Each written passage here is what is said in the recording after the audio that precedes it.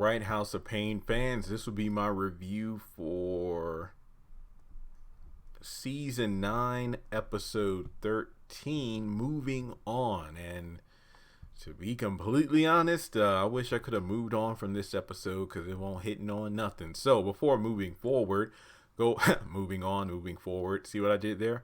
Go ahead and like the video. Let's try to get to 50 likes. Hit the bell icon and select all. That way you allow all notifications to come through on the channel.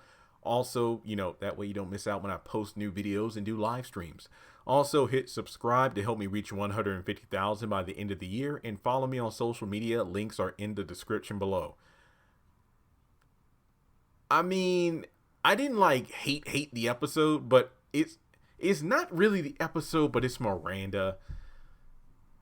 Tyler Perry is doing no favors for this character. She's been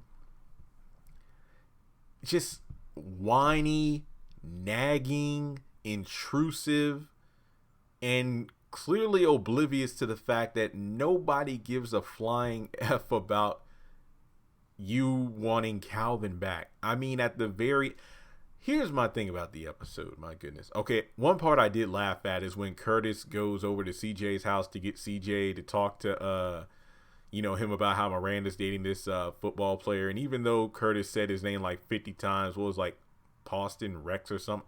I don't know and I don't care. But basically, I think Malik's working on some homework or whatever. It's like, hey, Uncle Curtis, hey, can you keep it down a little, please? Dad's upstairs, but Lisa's upstairs sleeping. And he's like, who Lisa? My girlfriend. Nobody care about that. I busted out laughing because for a split second, I thought, wait, Lisa, is that the name of one of his siblings? No. Oh, and then when he mentioned a girlfriend, I'm like, oh, yeah. And when Curtis said nobody cares about that, I feel like that speaks for the audience, because who has even mentioned Lisa or Malik for that matter in regards to that whole pregnancy storyline? I think the last time we even saw Lisa was when Ella came over to see Janine and Jasmine had gone away for whatever reason, and it was just CJ, Lisa, Malik, and the twins at the house or something like that. And I'm like, that was the last time we saw her. And no offense to the actress or whatever, but I don't think anybody cares about that storyline anymore. I know I don't. But in any case, the episode starts off with Curtis and Ella trying to have their date night or whatever, watching a movie. Miranda comes over, which is and correct me if I'm wrong, the second night in a row where their date night has been interrupted. I mean, the last night, I think it was the Laura situation, and then the previous night, the previous night was when Calvin introduced Laura, and then that night it was Miranda come over. So here's my biggest issue with the episode. We don't pick up where we left off, which was Miranda walking in on Laura and Calvin kissing.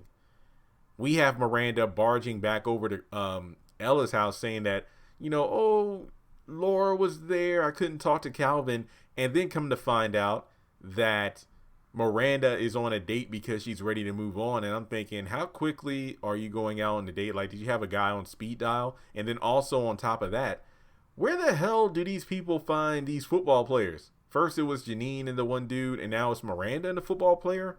What the hell? But damn, sound like Curtis. What the hell? But Miranda is just being selfish because she doesn't want this guy to know where she lives at because he might be crazy. So I thought it would be okay if he can pick me up at this house. And it's like, Ella was right to say, no, you meet this person at the restaurant, because there's no way we're letting this potentially crazy man come up in here. So after a lot of useless back and forth banter, she goes out on the date. And I'm just like, again, Miranda is not being written to be a likable character whatsoever, because at least in the original House of Payne series, you can see the back and forth between Calvin where Miranda's wrong, Calvin's wrong, and you actually feel for both of them at different points during their storylines. But here, Miranda is just being written to be honestly the Kimmy Gibbler or the Steve Urkel of this series, in a way where she's just the intrusive neighbor who just keeps coming over even though nobody wants her to come over. That's honestly how I feel about Miranda right now. So she goes out on a date. Curtis finds out she's dating this football player, and he just wants to meet him so badly. Look, I don't know. I forgot the dude's name. What's that saying? Like, if you say a word too many times, then it begins to lose its meaning. And this point in time, the name was said so many times, I just don't care to even remember it. But that's why he rushes over to CJ's house, and then they talk about the fact that, Janine was dating a football player too, and we were divorced. Wait, you and mom weren't ever divorced? Look, if that's true, that went over my head because I did not know that. Was their divorce not finalized or whatever? I honestly don't know. I know at one point CJ was dating the character that Robin Gibbons was playing, and then I know Janine was dating that football player. But in any case, we go back to see Curtis and Ella's, and Curtis is really trying to meet this football player. He's been calling Calvin. He's been trying to get Miranda's number.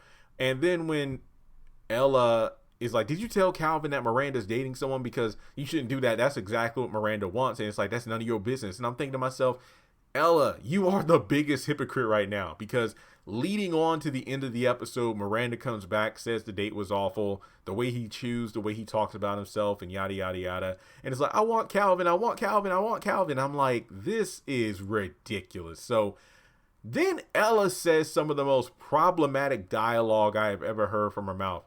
You need to speak your piece. You need to tell him right now.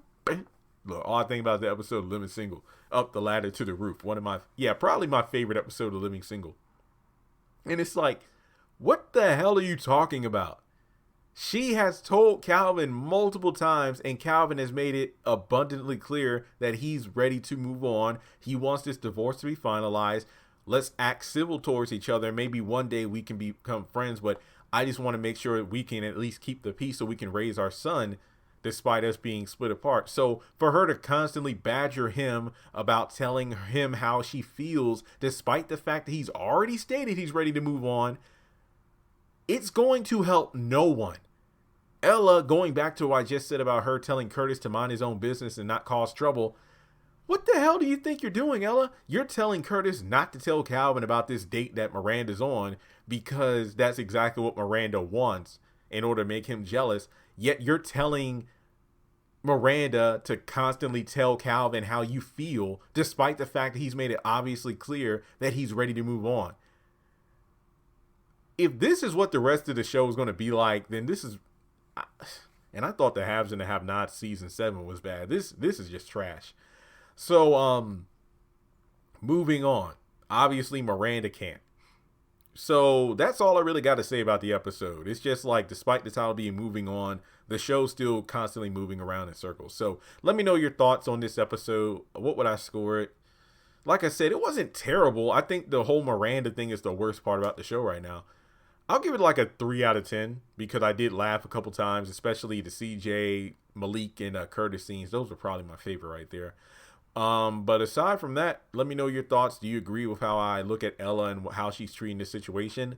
Do you think that the Lisa storyline is just going to be forgotten about? When the hell do you think she'll even show up again by the end of the season? And without further ado, thanks so much for tuning in. And if you would like to donate to the channel, feel free to do so on PayPal, Cash App, or join my Patreon for as little as $1 a month.